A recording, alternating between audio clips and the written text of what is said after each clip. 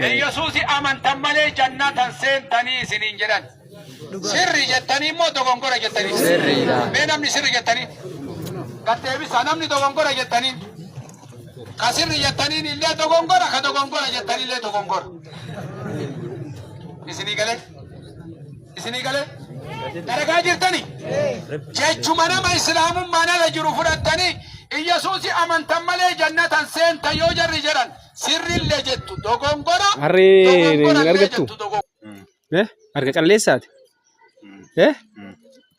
ilmaan takkan qabdu surbaa gamma Oliis buluqi amma kaatu jettee birrii balaa shantamatti gurguratta ani sirraa bituu reem meeqa sirraa bitu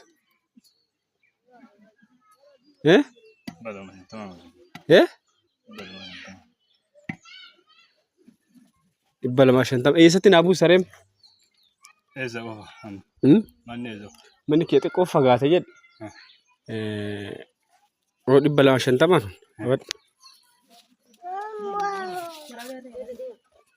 yeroo hunda akkamatti guurtaa ayyee amma kanallee maallaqa kanallee qabadhuuti kanallee gurguradhu maallaqa walitti qabadhuuti harree bitadhu ishee jabaadhu tole jabaadhu. Mee suura kana ilaallee walitti deemna.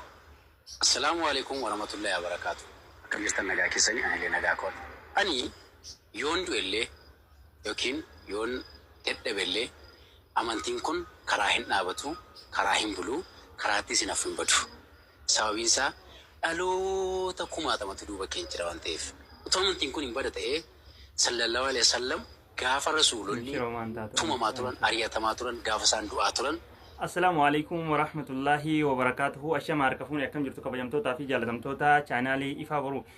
Yen har'as walitti deebineetiin jirra. Baga nagaa walitti deebinee baga nagaa wal agarree isiniin jedha. Inshallah amma viidiyoowwan amma argitan kana karaa fuulduraatti react ka waliin goonu ta'a.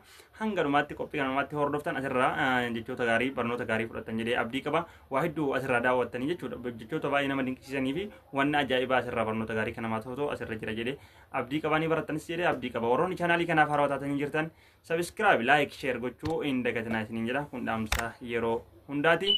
Mee viidiyoo itti aanu kana wajjin ustaazni maal jedhaa jiranii ka dogoggora ta'ellee ka sirrii jedhallee dogoggora jedhallee dogoggoraa jedhan dogoggorummaa yeroo lama ta'u kuni ka sirrii jedhallee ka miti jedhallee sirrii miti jedhanii maal akka ta'e mee waliin dhageeffannaa hanga qophii dhuma kanaatti waliin turtii gaarii taasisaa isiniin jedha haa dhageeffannu. Yesuus amantan malee jannatan seentanii isiniin jedhan. Sirri jettanii moo dogongora jettanii? Sirri. Mee namni sirri jettanii? Katteebisa namni dogongora jettanii? Ka sirri jettanii illee dogongora ka dogongora jettanii illee dogongora. Isinii galee? Daragaa jirtanii? Jechuma nama islaamummaa ala jiru fudhattanii Yesuus amantan malee jannatan seenta yoo jarri jedhan sirri illee jettu dogongora illee jettu dogongora. Mana jaibat. Deebin isini deebe? Deebine? Akkamit? Nalagaitanii? Na wajjin jirtaniimi? Yesuus amantan malee jannatan seenta yoo jarri jedhan akkanuma akkaatanii sirri illee jettan dogongora illee jettan dogongora. Lachuu akkam goonalee jennaan jechi suni maal barbaada jennaan sirreeffama barbaada. Arkaan imaana meeqa? Islaama isiniin hin jenne bara. Ka imaana meeqa? Ja'a an tu'mina billahi wa malaa'ikatihi wa kutubihi jettee ergoolee rabbirraa ergame malatti namantan moo namantan? Ergoolee rabbirraa ergaman keessa ka maqaan isaanii quraana keessatti tuqame meeqa? 25 keessa ulul azmi meeqa? 5 keessa nabi Iisaan tokkoma tokkomi. Kanaafuu nabi Iisaatti nabiyyummaa isaatitti namantan moo namantan? Yoo akkana si dhufee Yesuusitti maqaa jijjiire malee nabi Iisa amantu malee jannatan seentu yoo siin jedhe itti amanuun arkaana imaanaan garuu ilaalcha isaa saniin itti amanuun ammoo dogongora. Dogongorri maali? Kaayoo sammuu isaanii keessa jirutti Yesuus waaqummaa. Kanuti itti amannu Yesuus maal ta'a?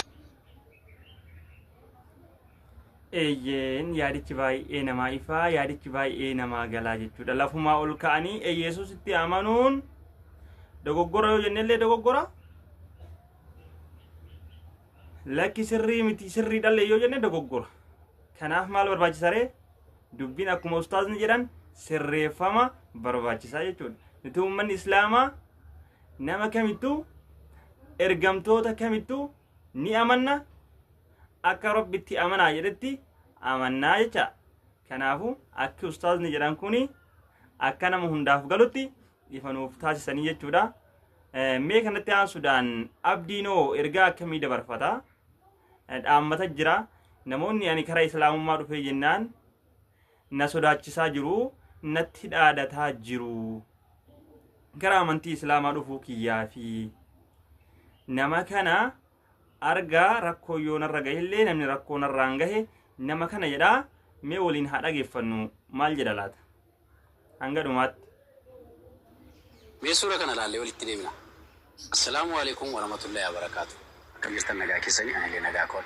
Ani yoon du'ellee yookiin yoon dadhabellee amantiin kun karaa hin dhaabatu, karaa hin bulu, karaatti isin hin badu. Sababiin isaa dhaloota kumaatamatu duuba keenya jira waan ta'eef. Utoo amantiin kun hin bada ta'ee sallallahu alaihi wasallam gaafa rasuulonni tumamaa turan, ari'atamaa turan, gaafa isaan du'aa turan amantiin kun bada ture. Namoota baay'eetu lubbuutti dhabe. Garuu isaaniinuu hin banne amantiin kun waan isaan du'aniif, waan isaan reebamaniif, waan isaan ari'atamaniif amantiin kun hin banne. Ittuu lafa dhaale malee. Mucaan asirratti argitan kuni yeroo baay'ee kallattiidhaan latti fakkara, sin balleessa, sin sirreessa, yoo si dhabee mucaa kee jechuudhaan kallattii garaagaraatiin yaada isaa ibsata.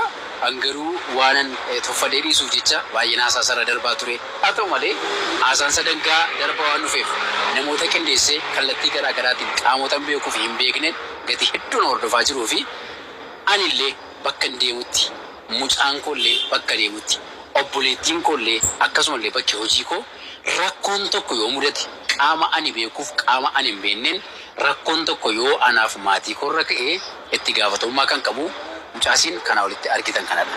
Mucaan kun yeroo garaagaraa bilbiluudhaan, yeroo garaagaraa qaamaan na arguudhaan, yeroo garaagaraa doorsisa garaagaraa narra ga'uudhaan garee qindeessee narratti waan garaagaraa hojjechaa jira. Kallattii garaagaraatiin waan hundumaa utuma dhiisu waan baay'ee humnaa ol ta'e fanaase. Nattiin ba'u waan baay'ee qindeessa. Kanaaf iyyuu mucaan koo maatiin koo waan tokko ta'aniinnaan itti gaafatamummaan isa harka jiraachuudha. Qaama kamiin illee yoo ta'e qaama kamiin miidhaan tokko narra ga'ee shira mucaa kanatu harka keessaa qabaa jechuudha. Ani yoon du'e illee dhugaan qabu dhugaa keessa koo jiru lallabadheera. Islaamummaan gana itti fufa. Yoomiyyuu sababii nuyi dadhabneef, yoomiyyuu sababii nuyi humna dhabneef, yoomiyyuu sababii nuyi duunnuuf islaamummaan karaa hin dhaabatu. Islaamummaan humna qaba, islaamummaan miila qaba, islaamummaan fagoo deemuu danda'a, mul'ata fagoo qaba. Kanaaf iyyuu addunyaan kun ganaa islaamummaatti harka laatti. Waan nama ajaa'ibu keessaa amantii hedduutu jira lafa kanarra, amantii hedduutu jira. Amantii islaamaa wanta adda godhu yoo jiraate rabbitu eeyyame dhala namaatiif waan kenneef kenneera jedhee matsaafa isaa irratti waan barreeffameef, quraana irratti waan barreeffameef wanti adda isa godhu yoo jiraate eeyyama rabbii ta'uu isaati amantiin islaamaa. Kanaaf iyyuu rabbi jedhee hordofna iddoo ragaa bulaa.